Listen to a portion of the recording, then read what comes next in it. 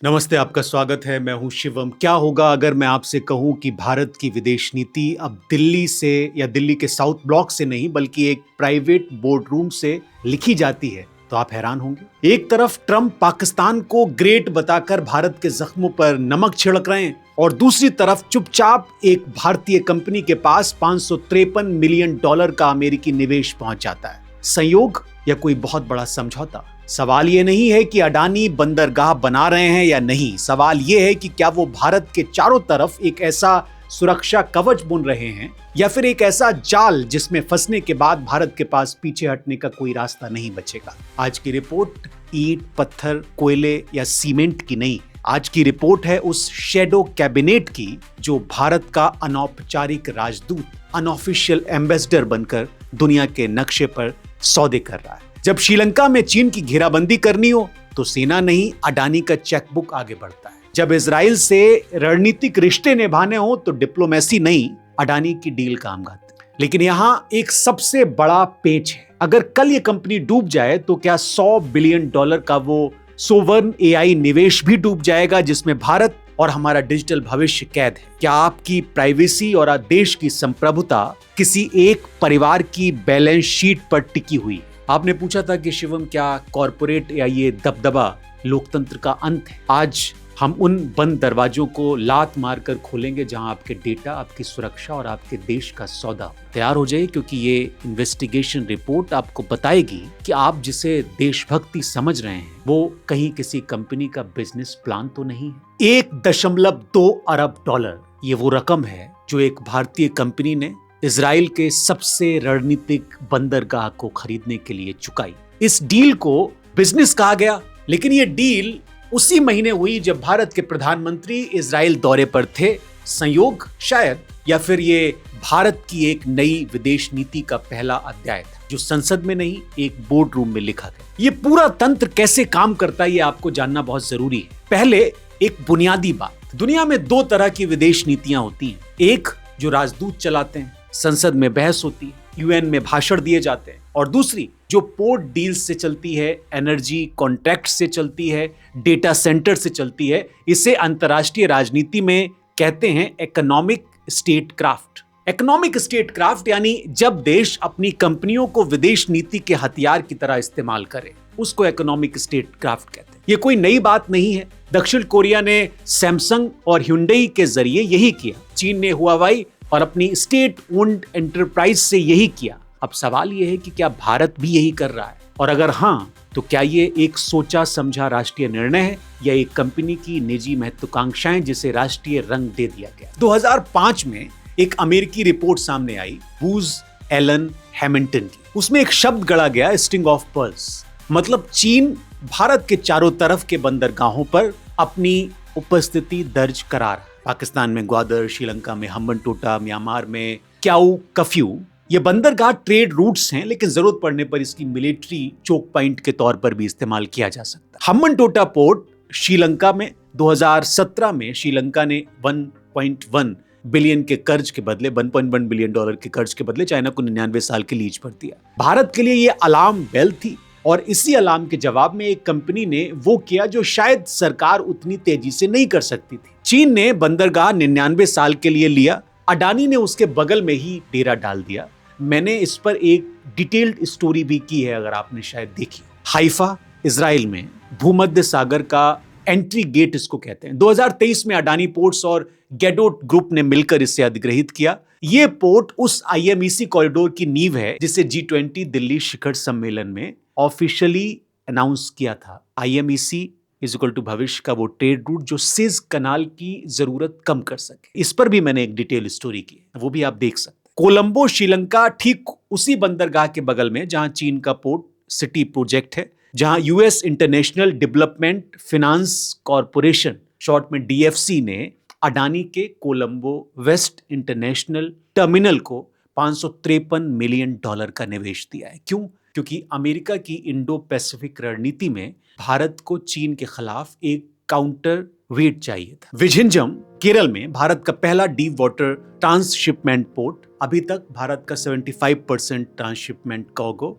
Singapore, Colombo और Dubai के रास्ते जाता था। विझिंजम इस निर्भरता को तोड़ने की कोशिश है। भारत सालाना करीब 1,500 करोड़ का ट्रांसशिपमेंट फीस विदेशी बंदरगाहों को देता है और ये ministry of port shipment and waterway का रिपोर्ट है 2023 का। 3 बंदरगाह, 3 महासागर, 3 भूमध्य राजनीतिक ऑब्जेक्टिव्स, लेकिन यहाँ एक सवाल उठता है और ये सवाल बड़ा जरूरी है कि क्या ये सब भारत सरकार की योजना है या एक कंपनी की योजना है और दोनों में अंतर कहाँ है। यहीं से असली खेल भी शुरू होता है जब विदेश नीति फ्लॉप होने की बात हो रही। हर साम्राज्य के पीछे कुछ चेहरे होते हैं। अडानी के इस भू राजनीतिक विस्तार में भी कुछ ऐसे ही चेहरे हैं। करण अडानी, अडानी पोर्ट्स और SEZ लिमिटेड के मैनेजिंग डायरेक्टर हैं और वो केवल एक बिजनेस लीडर नहीं है। अप्रैल 2026 में इंडिया टुडे कॉन्क्लेव में उन्होंने जो बात कही वो ध्यान देने वाली बात है। उन्होंने कहा कि अडानी पोर्ट नेटवर्क को $10 ट्रिलियन इकोनॉमी की बैकबोन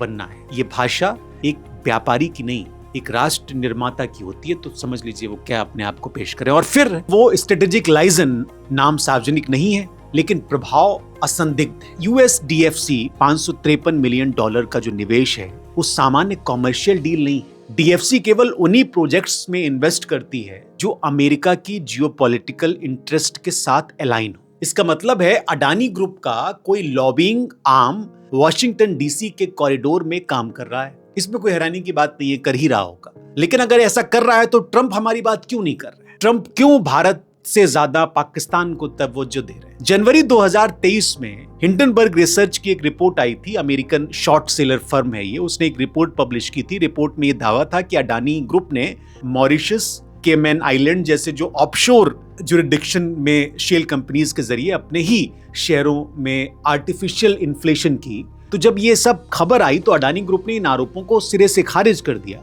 लेकिन जो हुआ उसके बाद वो और भी ज्यादा दिलचस्प है। इस ग्रुप ने इस रिपोर्ट को भारत पर हमला बताया। उन्होंने कहा कि अडानी पर हमला इज इक्वल टू भारत पर हमला। ये एक बड़ा चतुर रेथोरिकल मूव था। इसमें कॉर्पोरेट अकाउंटेबिलिटी के सवाल को राष्ट्रीय गौरव के सवाल में बदल दिया गया। अगर आप कंपनी की बैलेंस शीट पर सवाल उठाएं तो क्या आप देशद्रोही हैं? सुप्रीम कोर्ट ने इस मामले में एक एक्सपर्ट कमिटी बिठाई। कमिटी के जो फाइंडिंग्स हैं उसने ऑफशोर स्ट्रक्चर के बारे में पूरी तरह क्लैरिटी नहीं दी और यहीं से सबसे बड़ा स्ट्रक्चरल सवाल खड़ा हुआ। अगर एक कंपनी देश की विदेश नीति को शेप कर रही है तो उस कंपनी की अकाउंटेबिलिटी किसके प्रति है? संसद के प्रति या सिर्फ अपने शेयर होल्डर के? अब वो सवाल जो हर इन्वेस्टिगेटिव जर्नलिज्म में सबसे जरूरी है, पैसा कहां जाता है? एक तरफ तर्क ये है कि अडानी के जो पोर्ट हैं भारत को लॉजिस्टिक में आत्मनिर्भर बना रहे हैं। UNCTAD की 2023 की रिपोर्ट कहती है कि एक इफिशिएंट पोर्ट इंफ्रास्ट्रक्चर देश की GDP में 1 से 2% की बढ़ोतरी कर सकती है। लेकिन दूसरी तरफ इन पोर्ट के PPP contracts, public private partnership में रेवेन्यू शेयरिंग की शर्तें क्या हैं? क्या इन्हें कॉम्पिटिटिव बिडिंग से मिला या दूसरे रास्तों से मिला? अब इसके जवाब के लिए आपको कैग की रिपोर्ट देखनी पड़ेगी। कैग की रिपोर्ट कहती है और कई रिपोर्ट्स है कि कई इंफ्रास्ट्रक्चर PPP में टर्म्स को लाभकारी बताया गया ऑपरेटर्स के लिए, यानी नेशनल एसेट बनता है लेकिन उससे रेवेन्यू किससे मिलती है और कितनी, ये सवाल अभी पूरी तरह से सार्वजनिक नहीं है। पब्लिक लैंड, पब्लिक सी, पब्लिक मनी और प्रॉफिट का हिसाब प्राइवेट। अब वो रिवेलिएशन जिसका हमने वादा किया आपसे, पोर्ट में आगे, समंदर में आगे 2026 में अडानी समूह ने एक अनाउंसमेंट की जो शायद किसी पोर्ट डील से बड़ी अनाउंसमेंट। $100 बिलियन का सोवन AI इंफ्रास्ट्रक्चर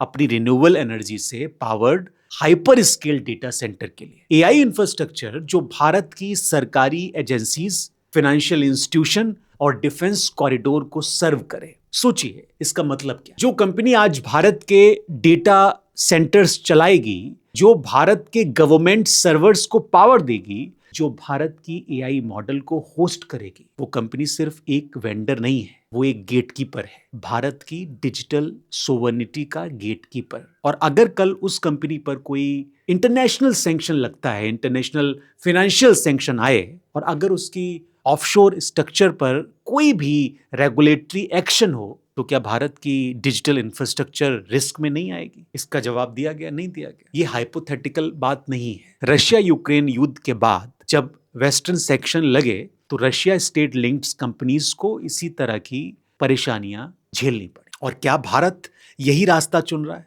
क्या हम एक ऐसा ढांचा बना रहे हैं जहां राज्य और एक निजी समूह के हित इतने उलझ जाएं कि उन्हें अलग करना असंभव हो जाए? बहुत हो गया मैक्रो, अब थोड़ी सी माइक्रो बात करते हैं। ये आपको कैसे प्रभावित कर सकता है ये सब जो हो रहा है, और खासकर ये विदेश नीति। अडानी पोर्ट के जो तमाम लॉजिस्टिक्स हैं, जो पूरा नेटवर्क है, उससे लाखों नौकरियां जनरेट हो रही हैं। एपीएससीजेड ने दावा किया है कि उनके प्रोजेक्ट्स ने डायरेक्टली और इनडायरेक्टली करीब 6 लाख से ज्यादा लोगों को रोजगार दिया। ये सही बात है, इसको डिसमिस नहीं किया जा सकता। महंगाई और लॉजिस्टिक्स कॉस्ट, जब विझिंजम जैसे पोर्ट इफेक्टिवली ऑपरेट होंगे तो जाहिर सी बात है कि इंपोर्ट एक्सपोर्ट की लागत कम होगी और इसका सीधा असर कंज्यूमर प्राइस पर पड़ेगा। वर्ल्ड बैंक का एक डेटा है कि लॉजिस्टिक कॉस्ट 1% की कमी जीडीपी ग्रोथ में 0.3-0.5% की बढ़ोतरी करती है। लेकिन अगर आपका आधार, उसका डेटा, आपका बैंक रिकॉर्ड, आपकी गवर्नमेंट का हेल्थ फाइल जो है वो किसी ऐसे डेटा सेंटर में स्टोर हो जो एक प्राइवेट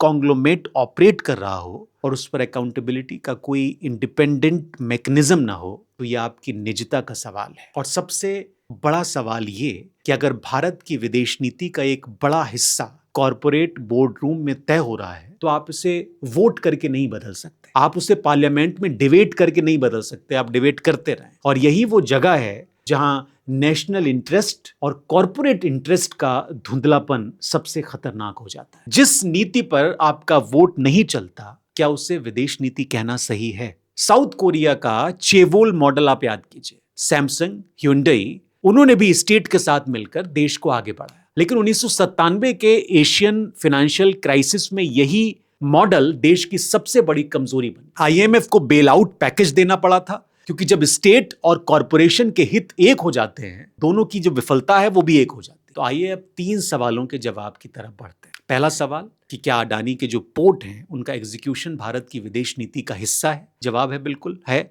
लेकिन ये चिकन एंड एग सिचुएशन है। कभी कभी कंपनी पहले आ जाती है, सरकार बाद में डिप्लोमेटिक कवर देती है। कभी कभी सरकार की रणनीति होती है और कंपनी उसे एग्जीक्यूट कर, दोनों के बीच की सीमा जानबूझकर धुंधली रखी जाती है। तो ये कुछ ऐसा काम कर रहा है। दूसरा सवाल, क्या इंडिया पर हमला वाली जो एक अकाउंटेबिलिटी वाली बात है वो खत्म करती है? जवाब, ये रेथोरिक एक ढाल है और एक लोकतंत्र में किसी भी कंपनी को, चाहे वो कितनी भी स्ट्रेटेजिक हो, अकाउंटेबिलिटी से मुक्त नहीं होना चाहिए। जवाबदेही देशभक्ति के विरुद्ध नहीं होती। और तीसरा सवाल, $100 बिलियन का सोवरन एआई फंड, कौन इसे गवर्न करेगा? जवाब, ये सबसे जरूरी अनरिजॉल्व्ड सवाल है। अगर इस इंफ्रास्ट्रक्चर का गवर्नेंट फ्रेमवर्क, इंडिपेंडेंट रेगुलेशन और data protection law, parliamentary oversight अभी नहीं बना तो भविष्य में इसे बनाना बहुत मुश्किल। अडानी समूह का वैश्विक विस्तार, चाहे आप इसे नेशन बिल्डिंग कहें या इन्वेस्टमेंट डिप्लोमेसी या कॉर्पोरेट स्टेट क्राफ्ट, एक रियलिटी है। इसके फायदे हैं, इसके रिस्क भी हैं, और एक इन्फॉर्म्ड नागरिक के रूप में आपका काम है कि आप इन दोनों को अलग अलग देखें। जब कोई आपसे कहे ये देश के लिए है तो उससे पूछिए कि कौन डिसाइड कर रहा है, किस प्रोसेस से डिसाइड हो रहा है, और अकाउंटेबिलिटी किसके प्रति। यही सवाल लोकतंत्र को जिंदा रखते, और यही सवाल हम अपने इस कार्यक्रम में पूछते हैं, पूछते रहेंगे। इस रिपोर्ट पर एक काम जरूर आप करिएगा, इसे एक अपने किसी जानने वाले को भेजिए जो कहता है कि पॉलिटिक्स में क्या रखा है, क्योंकि ये पॉलिटिक्स नहीं, आपकी इकोनॉमी है, आपका डेटा है, आपका फ्यूचर है। अगली स्टोरी मैं कोशिश करूंगा रिलायंस के एक साइलेंट एम्पायर के बारे में करूं, जो एक टेलीकॉम कंपनी कैसे देश का मीडिया गेटकीपर बन गई, या फिर मणिपुर के बारे में करूं। आप जरूर कमेंट करके बताइए कि हम किस पर अगली स्टोरी कर सकते हैं। जो इसके रिसोर्स, डेटा और चीजें हैं वो मैं डिस्क्रिप्शन में आपके साथ शेयर करूंगा, आप देख सकते हैं। बहुत शुक्रिया आपका ये कार्यक्रम देखने के लिए। कल फिर किसी स्टोरी के साथ आपसे मुलाकात करें। बहुत शुक्रिया।